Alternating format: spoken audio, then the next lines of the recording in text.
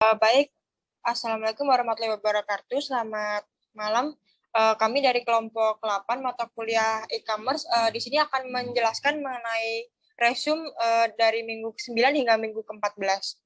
Kami yang beranggotakan, next.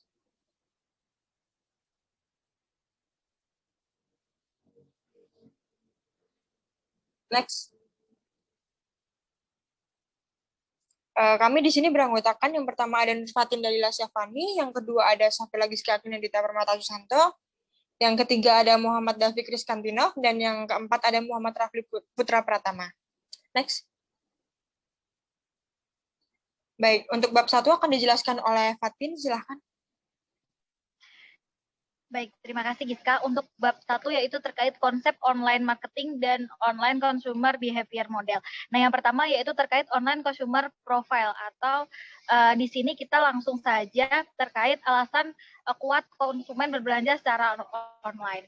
Di mana pada saat ini tuh kan semakin berkembang gitu ya teknologi. Jadi memang pas customer itu sudah beralih ke ranah online. Yang pertama yaitu terkait harganya yang lebih murah jika dibandingkan di store. Yang kedua, tidak ada batasan terkait tempat dan juga waktu belanjanya, jadi bisa di mana aja dan kapan saja. Yang ketiga, terkait variasi produk yang lebih beragam.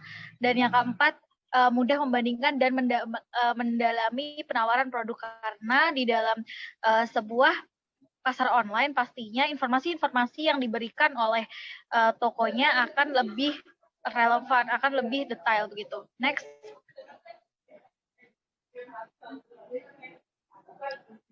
Nah, selanjutnya yaitu terkait intervening factors. Di sini menurut hasil analisis faktor bahwa ada 5 faktor baru dari online marketing yang mempengaruhi keputusan konsumen dalam berbelanja online. Yang pertama yaitu terkait proses transaksi pembelian, rumit atau tidaknya. Yang kedua, faktor potongan harga atau harga promosi. Yang ketiga, faktor kejelasan informasi atau detailing informasi dari suatu produk. Yang keempat yaitu keunggulan produk dibandingkan dengan kompetitornya. Dan yang kelima terkait keunggulan pelayanan dari admin yang ada di online. Next.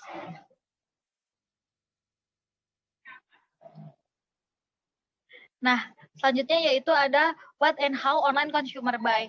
Nah, dalam proses pembelian konsumen tentunya melewati fase-fase. Yang pertama yaitu fase mengidentifikasi keperluan apa yang dibutuhkan oleh konsumen. Yang kedua, pengambilan sebuah informasi dari produk, yaitu merupakan ada keunggulan, kelemahan, dan detail-detail informasi yang lainnya. Yang ketiga yaitu evaluasi alternatif, di mana konsumen akan mengevaluasi pilihan-pilihan yang menjadi wishlist-nya. Dan yang keempat yaitu proses pembeliannya. Dan yang kelima adalah pemakaian produknya atau konsumsi. Next. Selanjutnya yaitu di bab selanjutnya, bab 2, yaitu konsep komunikasi pemasaran online. Next. Nah, konsep komunikasi pemasaran online sendiri yaitu ada komunikasi pemasaran ini memiliki 3 tujuan. Yang pertama yaitu memberikan informasi, di mana informasi yang dimaksud ini bahwa saat melakukan pemasaran online, kegiatan tersebut harus membuat konsumen ini mengetahui produk yang lebih dalam. Yang kedua yaitu membujuk atau persuading.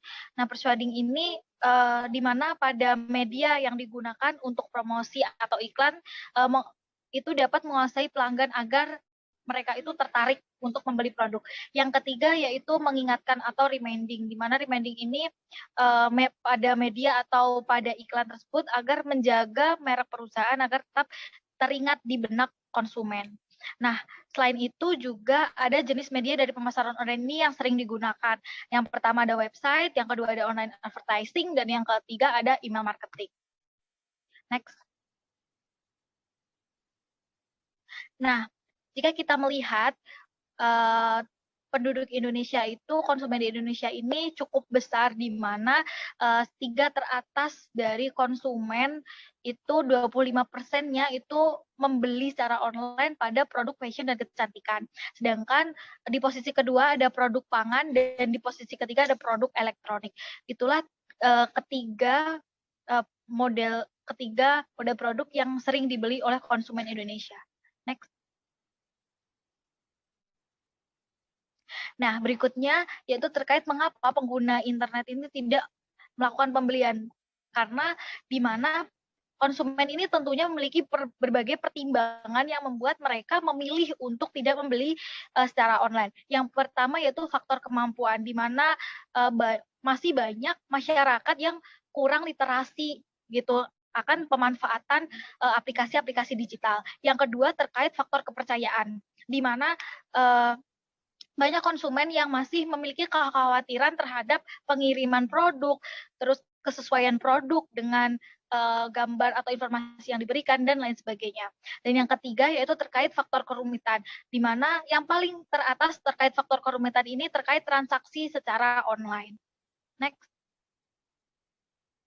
Nah, selanjutnya internet marketing versus traditional marketing.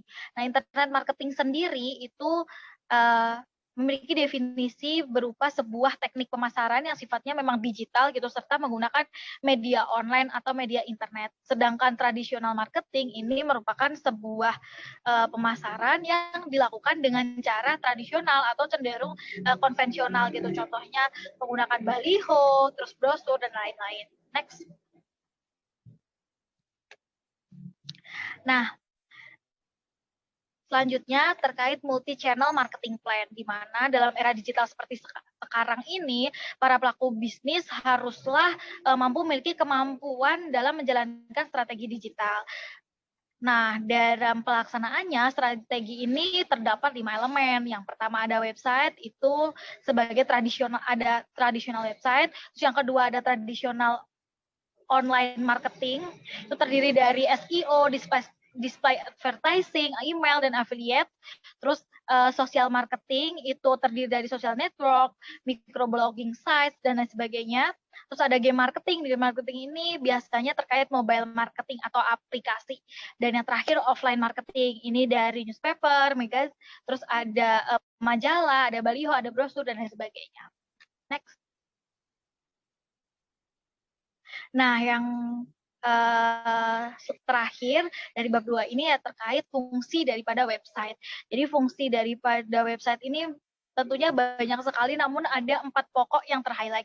Yang pertama, website ini menjadi menetapkan identitas merek dan harapan bagi pelanggan. Yang kedua, menginformasikan dan membidik pelanggan karena terdapat pesan-pesan pencitraan merek yang berasal dari berbagai media digital gitu, namun terintegrasi di website ini. Yang ketiga berupa bentuk pengalaman pelanggan. Jadi ketika pelanggan ini mengakses di website, tentunya mereka akan memiliki pengalaman khusus terkait pendalaman dari suatu produk. Terus yang terakhir ada jangkar merek secara online. Apa sih jangkar merek secara online ini? Artinya di mana situs web ini merupakan satu-satunya tempat di mana konsumen dapat mencari cerita lengkap yang tidak dapat diperoleh dari platform lainnya. Jadi memang terintegrasi seluruhnya ada di website. Next. Nah, selanjutnya ada bab 3 terkait konsep komunikasi pemasaran online. Nah, ini ada planning. Next.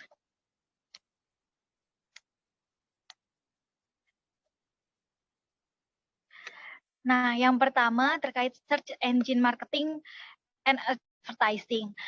Nah, jadi ada beda ya SEM dan juga SEA. SEM ini mengacu pada mesin pencarian untuk membangun suatu merek dan mempertahankan merek atau brand dari suatu produk. Terus yang kedua ada SEA atau Search Engine Advertising, di mana ini mengacu pada penggunaan mesin pencarian untuk mendukung penjualan langsung ke konsumen. Jadi yang pertama itu untuk merek, yang kedua untuk penjualan. Next. Nah, selanjutnya ada display ad marketing interaktif konten, di mana ini mengacu pada iklan produk, ya ini bentuk iklan online yang tidak efektif. Jadi jenis iklan ini menggunakan kotak persegi panjang di tingkat desktop untuk menampilkan sebuah promosi. Keuntungannya yaitu ketika mengklik iklan akan mengarah pada situs website dari brandnya. Nah, sedangkan yang sekarang ini disarankan yaitu adanya sponsor usaha berbayar, di mana ini digunakan untuk mengikat nama pengiklan dengan informasi tentang acara atau tempat tertentu dan meningkatkan pencitraan pada mereknya. Next. Selanjutnya terkait email marketing. Jadi email marketing ini merupakan indera sophisticated yang bisa dipakai usaha mini buat memperoleh, melibatkan maupun mempertahankan para pelanggan. Di mana di sini ada model penyedia pembuktian email yang memang baik digunakan oleh para pelaku bisnis. Yang pertama yaitu bulletin email atau salah satu kampanye pemasaran email yang paling generik. Selanjutnya ada email akuisisi, di mana email akuisisi ini bisa membantu usaha untuk menerima pelanggan yang sudah menentukan buat mendapatkan email gitu. Dan yang ketiga ada email retention, di mana email retention ini apabila mempunyai pengalaman pada kampanye pemasaran online, pertimbangan email retensi ini buat usaha gitu. Dan yang terakhir yaitu email promotion. Jadi email promotion ini merupakan cara yang bagus untuk mendorong pada penjualan atau langganan dan penawaran pada produk yang baru di launching gitu. Next. Selanjutnya ada affiliate marketing. Jadi affiliate marketing ini berupa sistem usaha yang menggunakan membayar jasa seseorang atau pihak ketiga untuk menjual produk atau jasa dari suatu pelaku bisnis yang nantinya si orang ketiganya ini akan mendapatkan komisi begitu. Jadi biasanya ini menggunakan untuk influencer-influencer kecil untuk menyukseskan terkait affiliate marketing ini. Next. Nah, selanjutnya ada viral marketing, di mana viral marketing ini berupa strategi promosi untuk membuat iklan agar terkenal atau viral di kalangan masyarakat, sehingga viral marketing ini juga mengadakan audiens untuk menjadi promotornya yang secara sukarela menyebarkan ke orang lain. Jadi biasanya kayak menggunakan brand ambassador atau komunitas-komunitas tertentu yang memasarkan dari produk atau jasa sebuah bisnis gitu. Next. Ada lead generation marketing. Jadi perusahaan dan perusahaan ini kan pada saat ini akan semakin berlomba-lomba gitu dalam mengembangkan strategi pemasaran gitu bagi kaum milenial, di mana ini bertujuan agar produk dapat diterima dan bermanfaat. Jadi setiap usaha haruslah memiliki sense untuk menjadi lead dari sebuah generasi produk dalam memasarkan produknya. Jadi tidak dia harus bukan menjadi seorang followers gitu. Next. Selanjutnya akan dijelaskan oleh teman saya. Baik, terima kasih Fatin atas waktunya. Selanjutnya saya akan menjelaskan untuk bab 4 mengenai komunikasi pemasaran online pada sosial media. Next.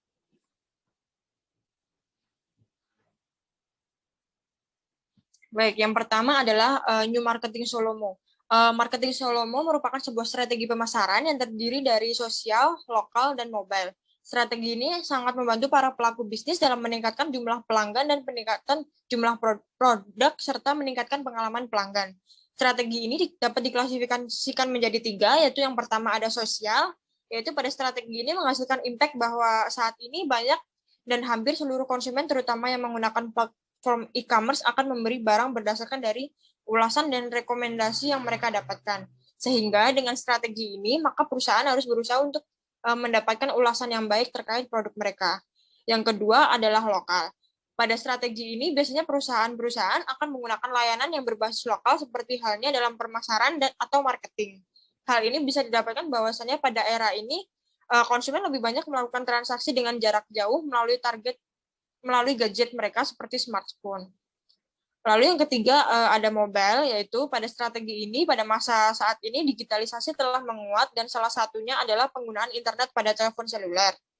Saat ini pun dalam pengoperasiannya sudah mulai mengalami ke dalam masa peralihan yang semula hanya melalui website, namun sekarang hanya melakukan transaksi melalui aplikasi yang dirancang. Sebagai contoh implementasinya yaitu pada sistem pembayaran dan sistem periklanan. Next. Lalu selanjutnya adalah social marketing. Social marketing adalah sebuah strategi atau cara yang dirancang untuk mempengaruhi target market agar dapat mengubah perilaku untuk kepentingan individu serta masyarakat. Penerapan social marketing ini akan berbeda dengan pemasaran komersial pada umumnya. Jika pada pemasaran komersial, konsumen akan diminta untuk membeli suatu produk. Namun, dengan social marketing, yang dimana proses ini, konsumen diminta untuk membeli atau merubah perilaku-perilaku atau kebiasaan lama mereka menjadi ke hal-hal yang lebih baik. Dan output dari social marketing tersebut merupakan solusi dari permasalahan yang dialami oleh konsumen. Pada implementasinya, social marketing ini diterapkan melalui aksi-aksi atau campaign yang tersebar pada sosial media. Next. Bisa di sebelumnya?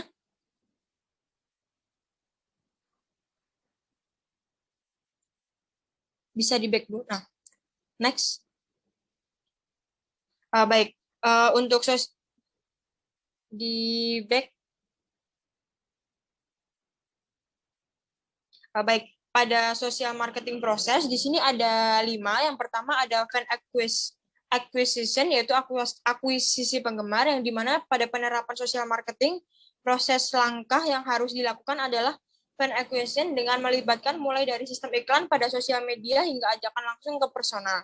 Lalu yang kedua ada engagement, yaitu setelah melalui proses yang pertama, hasil akhir yang dihasilkan pada langkah tersebut adalah yaitu terciptanya sistem keterlibatan terhadap campaign. Output konkret pada proses ini adalah keikutsertaan target market pada produk atau campaign. Lalu yang ketiga ada amplification, yaitu di mana proses ini melibatkan penggunaan kekuatan pada jaringan sosial untuk mengumpulkan viewer atau pengunjung, serta memastikan bahwa target tersebut berpartisipasi dalam penyebaran lebih luas terkait konten campaign. Lalu yang keempat ada community, yaitu output yang dihasilkan pada proses amplifikasi yaitu berupa komunitas. Output komunitas yang diharapkan pada proses sebelumnya adalah komunitas yang stabil dan terlibat dalam proses campaign sehingga dapat membantu dalam pendistribusian informasi. Lalu yang terakhir adalah brand strength, yaitu pada proses terakhir, output yang dihasilkan adalah kekuatan merek atau brand strength yang meningkat, sehingga proses sosial marketing berjalan sesuai target, output, dan target pasar yang akan dituju. Next. Lalu selanjutnya adalah social media marketing. Yang pertama ada Facebook marketing. Facebook merupakan sebuah platform media sosial yang terfokuskan pada interaksi sosial melalui dunia maya. Dengan banyaknya pengguna Facebook di Indonesia, bahkan di dunia, maka peluang penggunaan platform ini untuk kegiatan bisnis akan sangat menguntungkan karena jangkauan yang akan dicapai lebih luas. Pada proses ini biasanya disebut dengan Facebook marketing, yang berarti bahwa seluruh kegiatan marketing pada proses bisnis ini dilakukan dengan media Facebook. Karena hingga saat ini Facebook di seluruh dunia telah mencapai 2 miliar pengguna, dan hal ini akan sangat menguntungkan bagi pelaku bisnis. Dan hingga saat ini, platform Facebook sendiri telah menyediakan fitur-fitur yang akan digunakan dalam proses marketing seperti schedule post, yang berarti bahwa pengaturan jadwal untuk memposting konten iklan. Selain itu, juga terdapat fitur Facebook Ads, yang dimana fitur tersebut adalah fitur iklan yang akan membantu mengiklankan produk dan membantu dalam mencari engagement produk, sehingga produk tersebut akan sering muncul di halaman pengguna Facebook. Yang kedua ada Twitter marketing. Twitter marketing adalah strategi mempromosikan sebuah bisnis melalui platform sosial media Twitter dengan memanfaatkan tools atau fitur yang tersedia pada sosial media Twitter. Dalam melakukan proses promosi ini, dibutuhkan biasanya adalah berupa teks caption, foto, bahkan video produk. Dalam menggunakan fitur Twitter marketing ini, keuntungan yang dimanfaatkan oleh pelaku bisnis yaitu meningkatkan traffic website. Saat ini banyak orang yang telah menggunakan marketing di Twitter, salah satunya dengan membuat tweet pada Twitter yang mencantumkan link website yang kemudian akan menyebabkan masyarakat Twitter penasaran sehingga mengklik link tersebut. Selain hal tersebut, fitur yang digunakan para pelaku bisnis dalam membantu proses marketingnya adalah melalui fitur Twitter Ads, yang dimana fitur ini pelaku bisnis dapat memasang iklan produk mereka di Twitter dan nantinya produk mereka akan dipromosikan pada laman pengguna Twitter dengan ditandai dengan icon promote. Selanjutnya adalah fitur Twitter Ads yang pada fitur ini terdiri dari beberapa macam promote, yaitu promote tweet, yaitu dapat mempromosikan tweet kita sehingga tweet kita dapat dilihat dan di-reaction oleh orang yang bukan followers kita.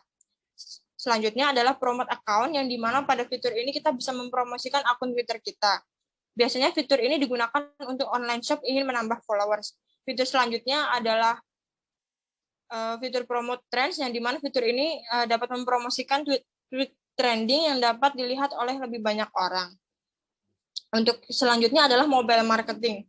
Mobile marketing adalah sistem pemasaran digital multi-saluran yang bertujuan untuk menjangkau target konsumen di smartphone atau perangkat seluler dengan metode SMS, MMS, atau situs website. Mobile marketing memiliki komponen yang mendukung seperti email, iklan berbayar yang sesuai klik, pemasaran pada konten, optimasi pada search engine optimization. Mobile marketing terdiri dari beberapa macam, yang diantaranya yang pertama adalah pemasaran aplikasi seluler yang berfungsi untuk membantu dan penyertaan iklan di aplikasi tertentu pada proses bisnis. Yang kedua ada iklan dalam game, yang pada sistem ini berupa iklan yang muncul pada situs game ketika kita sedang membukanya. Yang ketiga ada QR code. Pada sistem ini biasanya terdapat QR code yang ketika di-scan nantinya akan muncul dan diarahkan ke laman yang terkait yang menyediakan informasi terkait brand. Pada mobile marketing ini memiliki karakteristik yang dibagi menjadi 3, yaitu yang pertama ada timely, yang di mana waktu dilakukannya bisa dilakukan kapan saja dan di mana saja, sehingga tidak terpaku oleh waktu. Yang kedua yaitu influential, yang di mana dengan metode ini segala informasi yang diterima dan diperoleh akan dapat mempengaruhi konsumen. Lalu yang ketiga ada persuasif, yang di mana dalam pengoperasiannya dapat di mana saja karena smartphone akan dibawa kemanapun konsumen pergi. Lalu yang terakhir ada local marketing, di mana local marketing ini merupakan bagian dari proses digital marketing, yang proses marketingnya berfokus pada jangkauan pasar terdekat dari lokasi bisnis. Local marketing ini akan disesuaikan dengan kebutuhan pasar terkait. Pada proses pemasaran lokal ini berfokus juga terhadap dampak yang ditimbulkan dan dirasakan pasar dengan memperhatikan aspek-aspek tertentu seperti merek, harga produk, dan promosi. Next. Baik, selanjutnya saya akan menjelaskan pada bab 5, yaitu mengenai konsep komunikasi pemasaran online. Next.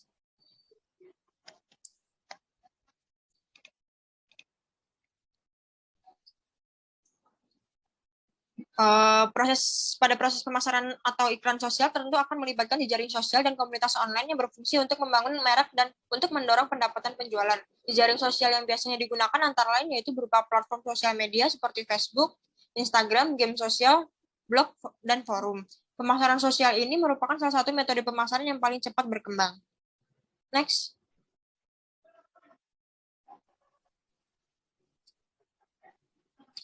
Selanjutnya mengenai konsep komunikasi pemasaran, yang pertama adalah mobile marketing, yaitu sejumlah faktor yang mendorong pengiklan ke platform seluler meliputi perangkat yang kuat, jaringan yang cepat, jaringan lokal nirkabel, iklan media, dan video.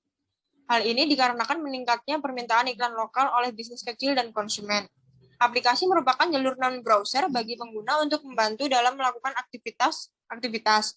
Aplikasi memberikan para penggunanya akses yang jauh lebih cepat daripada browser multiguna.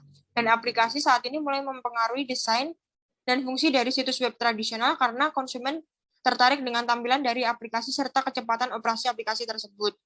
Yang kedua adalah local marketing, yaitu sering dengan perkembangan pada sektor pemasaran sosial dengan pemasaran seluler.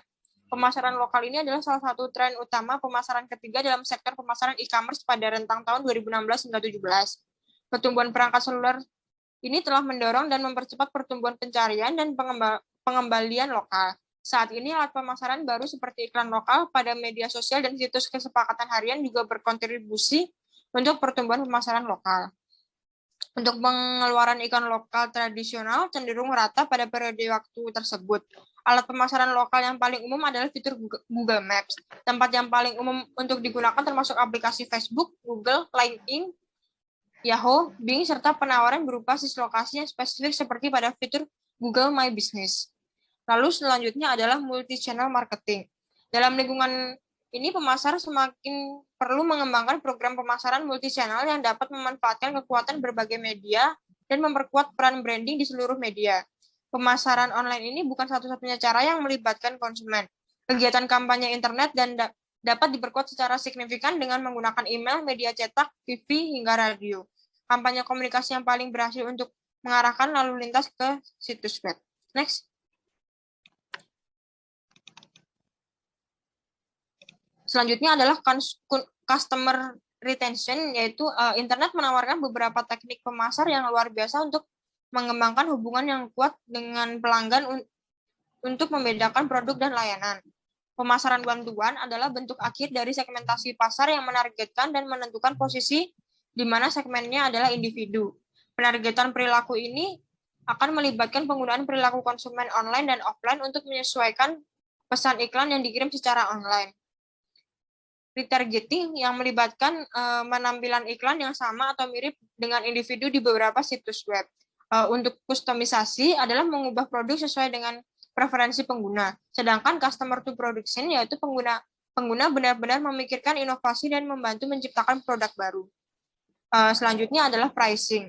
Saat ini penawaran gratis semakin banyak dilihat secara online sebagai freemium. Model penentuan harga pada freemium adalah dengan strategi pemasaran online subsidi silang yang dimana pengguna akan ditawarkan layanan secara gratis, namun harus membayar layanan premium atau layanan tambahan. Strategi gratis dan premium memiliki keterbatasan yang di masa lalu banyak bisnis e-commerce yang mengalami kesulitan untuk mengubah pengguna gratis menjadi pelanggan yang berbayar. Situs gratis ini akan menarik banyak pengunjung yang memiliki karakteristik sensitif terhadap harga yang tidak memiliki niat untuk membayar apapun dan yang beralih dari satu layanan gratis ke layanan yang lain ketika muncul biaya.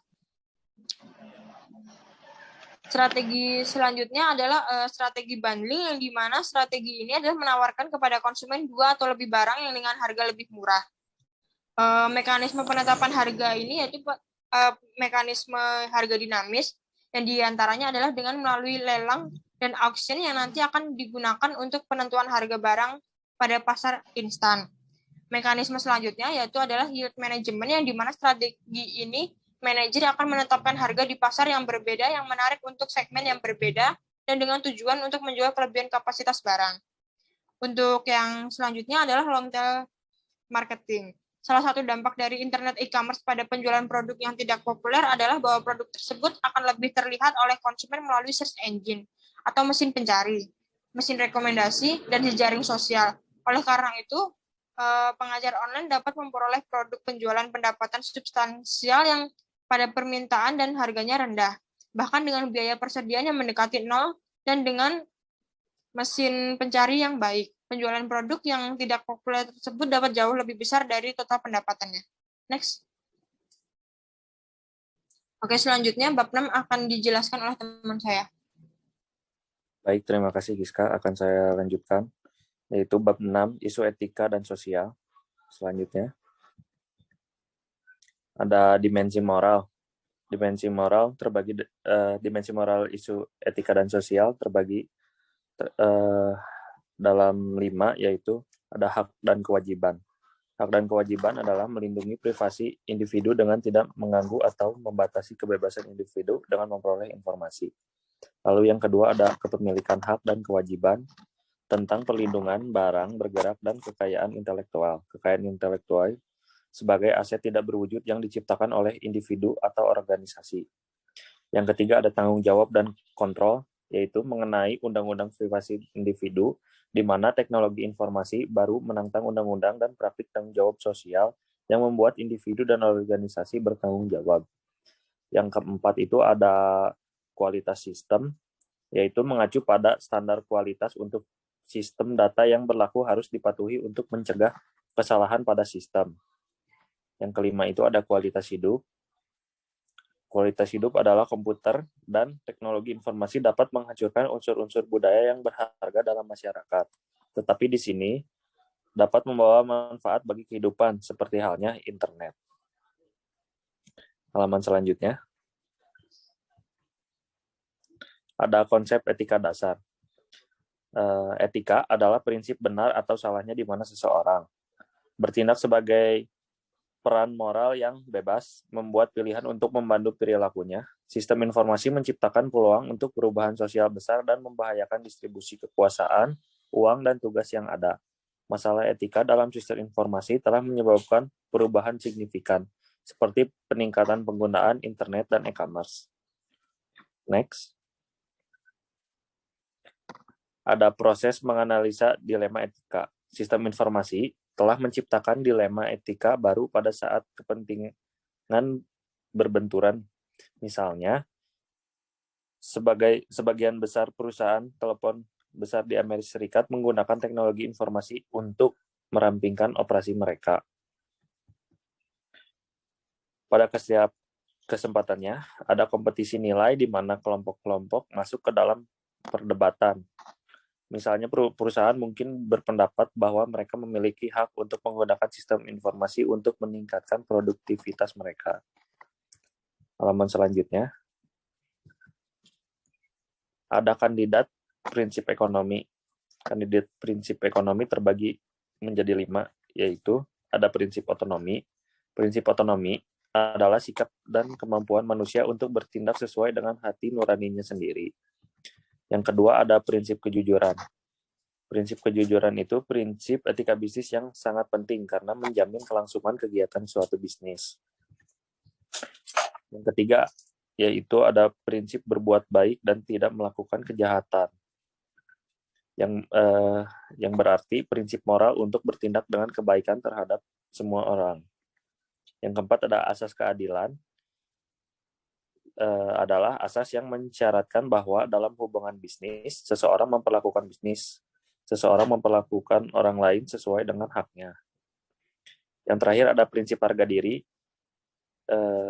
Prinsip ini sama dengan prinsip harga diri, bahwa dalam melakukan hubungan bisnis, orang memiliki kewajiban moral untuk memperlakukan satu sama lain sebagai individu yang memiliki nilai yang sama.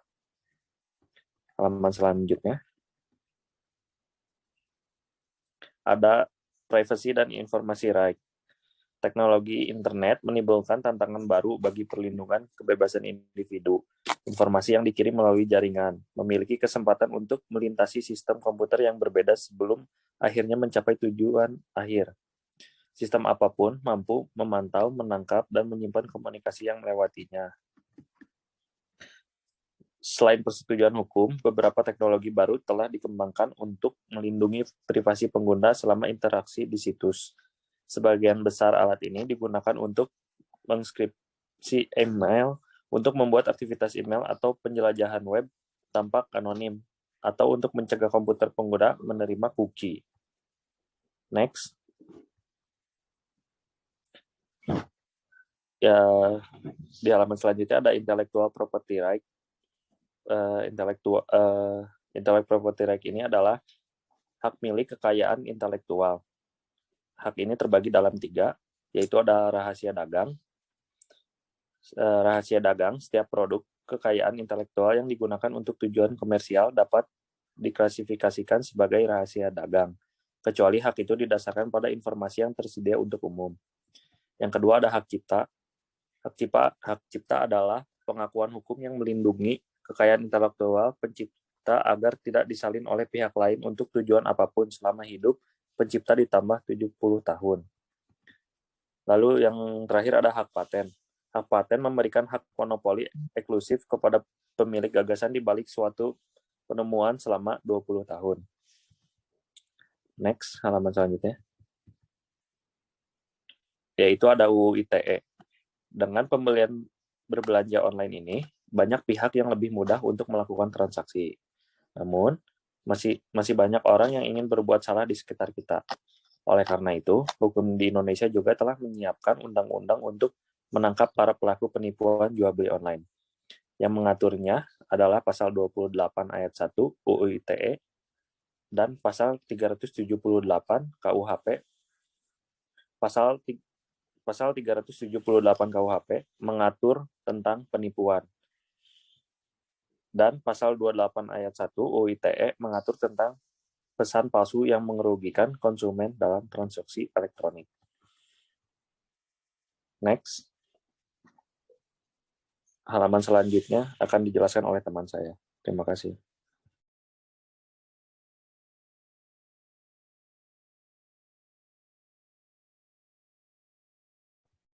Oke, selanjutnya akan dijelaskan oleh saya sendiri, Muhammad Rafli.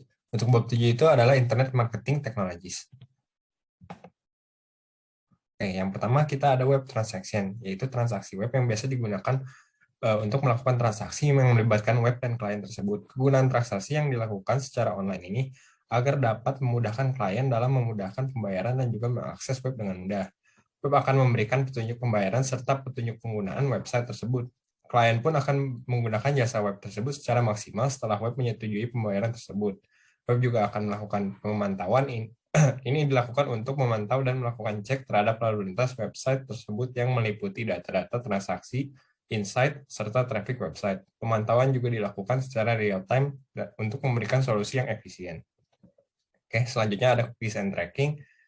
Nah, tracking merupakan riwayat atau yang biasa kita kenal dengan history yang didapatkan ketika kita usai menjelajahi suatu website yang berbentuk data yang biasa kita sebut dengan cookie. Cookie biasa tersimpan pada suatu website yang berfungsi sebagai alat yang bisa melacak aktivitas browsing. Merupakan hal penting bagi cookie berada dalam suatu web dan bukan merupakan ancaman dari website tersebut karena fungsinya yang merupakan bagian penting dalam data-data website di dalamnya. Pelacakan dilakukan untuk mencari tahu penyebab kerusakan dan pengganggu website yang membuat website merasa tidak nyaman untuk digunakan. Selain itu juga berfungsi untuk mengetahui behavior dari pengunjung yang memasuki website tersebut. Sebagai contoh yaitu dalam memberikan rekomendasi halaman yang biasa dikunjungi website, rekomendasi produk yang menyesuaikan ketertarikan pengunjung, dan juga pencarian yang ada pada riwayat tersebut. Cookie juga menyimpan data-data spesifik yang dicari oleh pengunjung dan pengolah data tersebut sebagai simpanan dan juga sebagai referensi rekomendasi pengunjung tersebut. Oke, selanjutnya itu ada database. Seperti yang kita tahu, pada era industri 4.0 ini, perilaku manusia sudah tidak dapat dipisahkan dengan teknologi. Bahkan merupakan suatu kewajiban bagi seseorang pemilik sebuah gadget dan memiliki informasi terhadap penggunaan gadget tersebut. Nah, seperti yang kita tahu, database merupakan beberapa kumpulan data yang berdasar pada ketentuan yang berlaku yang memudahkan pengguna dalam memperoleh informasi tertentu terhadap suatu data. Database bermanfaat dalam keamanan data, pengontrolan data, dan memberikan kenyamanan kecepatan dalam pengaksesan data tersebut. Nah, ada beberapa jenis database. Yang pertama ada operational database yang contohnya seperti XML dan JSON. Lalu ada database warehouse yang contohnya seperti Microsoft SQL. Lalu selanjutnya ada distributed database yang contohnya seperti Microsoft Access. Lalu yang terakhir ada relational database yang contohnya seperti PostgreSQL, Oracle Database, dan MySQL. Next. Selanjutnya ada CRM system. Seperti yang kita ketahui, CRM atau yang biasa kita sebut sebagai Customer Relationship Management merupakan teknik penjualan yang berkaitan dengan hubungan pelanggan dengan perusahaan yang bertujuan untuk memberikan ketertarikan lebih kepada pelanggan setelah dan sebelum melakukan transaksi, yang juga membuat pelanggan akan tetap mengandalkan perusahaan tersebut sebagai opsi utamanya. Sistem yang digunakan memiliki ketertarikan dengan website yang digunakan menggunakan CRM yang ada. CRM berfokus pada penjualan layanan pelanggan dan juga pemasaran. Dalam sistem CRM juga berkaitan dengan bagaimana sistem memasarkan produk dan juga bagaimana sistem memberikan pelayanan terhadap pelanggan yang ada. Sebagai contoh, pelayanan pelanggan adalah dengan memberikan bonus berupa diskon yang bisa kita gunakan secara virtual dan digunakan melalui sistem. Secara tidak langsung bisa kita ketahui bahwa keuntungan dalam menggunakan metode CRM pada sistem yang sangat membantu penggunaan website pada pelanggan yang ada. Selanjutnya ada metrik 1. Metrik merupakan kumpulan-kumpulan data yang berisikan peluang kesuksesan dalam perusahaan yang berupaya dalam mensukseskan digital marketing. Fungsi pemasaran adalah cara yang dilakukan perusahaan dalam berusaha untuk merujuk pelanggan dan juga memberikan ketertarikan terhadap pelanggan yang dengan tujuan agar pelanggan dapat menggunakan apa yang telah perusahaan ciptakan. Pemasaran menggunakan berbagai cara untuk mendapatkan ketertarikan pelanggan, bahkan dengan uang sekalipun. Lalu, matriks pada perusahaan juga menjadi sangat krusial yang dapat difungsikan sebagai peningkatan garis teknologi pada perusahaan. Selain itu juga dapat memberikan wawasan lebih menggunakan informasi lebih dalam dengan mengkombinasikannya dengan database yang ada. Akan tetapi, bisnis offline akan sangat sulit menggunakan matriks karena kurangnya penggunaan teknologi yang ada. Perusahaan juga harus mendapatkan metrik yang cocok dan juga berfungsi dengan baik dan benar. Perusahaan yang bertujuan untuk mengukur kinerja perusahaan. Perusahaan juga tidak seharusnya menggunakan metrik tunggal karena tidak dapat meningkatkan performa pemasaran dengan sangat baik. Lalu selanjutnya ada metrik 2, yaitu ada beberapa kategori metrik yang meliputi revenue metric, conversion metric, traffic metric, dan engagement metric. Lalu pada metrik traffic juga berfungsi sebagai pengatur dalam performa lalu lintas metrik pada website bisnis perusahaannya. Biasanya perusahaan menggunakan beberapa aplikasi seperti Google Search Analytics atau Uber Suggest. Hal utama yang jika menganalisis traffic adalah dengan menganalisis grafik yang diberikan, kita dapat melihat bahwa ketika grafik naik, maka konten dan web yang dibuat mendapatkan hasil positif dan selalu dikunjungi oleh pengunjung. Faktor lainnya adalah karena konten yang diciptakan menarik perhatian pengunjung dan akan sebaliknya jika traffic menurun. Selain itu juga kita dapat melihat beberapa fitur traffic seperti CTR dan lainnya. Oke, ini ada beberapa cakupan dari traffic metric. Yang pertama itu ada new versus returning visitor ketika kita melihat pengunjung baru dan pengunjung lama. Lalu kita dapat melihat impresi bahwa seberapa banyak orang yang telah melihat dan mengunjungi halaman kita. Lalu ada click-through rate atau yang biasa kita sebut sebagai bagaimana jumlah klik dari kebiasaan pelanggan. Lalu ada channel dan overall rating. Selanjutnya ada exit rate, yaitu bagaimana bahwa pengunjung seberapa sering kali melakukan exit kepada halaman kita. Page view on time, berapa lamakah dia berada di dalam halaman kita. Lalu average time on page, berapa rata-rata dia berada di halaman. Ada CPC dan conversion rate. Untuk selanjutnya ada marketing analytics. Marketing analytics bertujuan besar dalam menganalisis kemampuan website. Kemampuan website dalam meningkatkan pemasaran perusahaan, mencakup perilaku konsumen, penjualan produk, pemasaran produk, dan juga traffic yang ada pada website secara detail dan berurutan. Nah, marketing analytics sendiri difungsikan sebagai cara agar provider website tersebut dapat mengetahui permasalahan, keamanan, serta solusi dalam menangani permasalahan. Nah, pada era digital ini, marketing analisis juga sangat bergantung pada teknologi. Bagi konsumen, marketing analitik berfungsi sebagai daya tarik pengunjung dalam mencari minat dalam website tersebut. Oke, selanjutnya akan dilanjutkan oleh rekan saya, David. Baik, akan saya lanjutkan kembali, yaitu bagian terakhir ada hambatan UMKM perusahaan kami, yaitu hambatannya yang kami alami adalah persaingan usahanya cukup ketat, lalu sulitnya menentukan harga agar dapat menarik pembeli. Karena harga asli produk yang lumayan, sedangkan masyarakat sekitar cenderung memilih jajanan atau makanan yang lebih murah. Lalu mungkin kurang familiarnya produk dengan masyarakat, karena dimsum lebih akrab sebagai jajanan masyarakat, sehingga masyarakat belum terlalu mengenal tentang produk ini. Lalu apalagi ya, mungkin dengan kondisi masyarakat yang relatif agak sepi ini, karena efek pandemi COVID,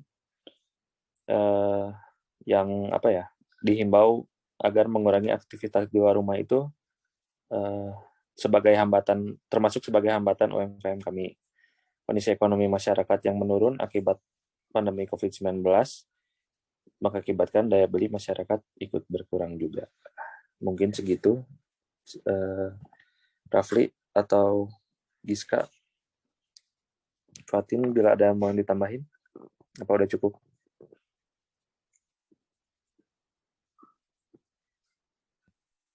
Sudah cukup, mungkin sekian dari presentasi kami. Terima kasih. Wassalamualaikum warahmatullahi wabarakatuh. Maaf apabila ada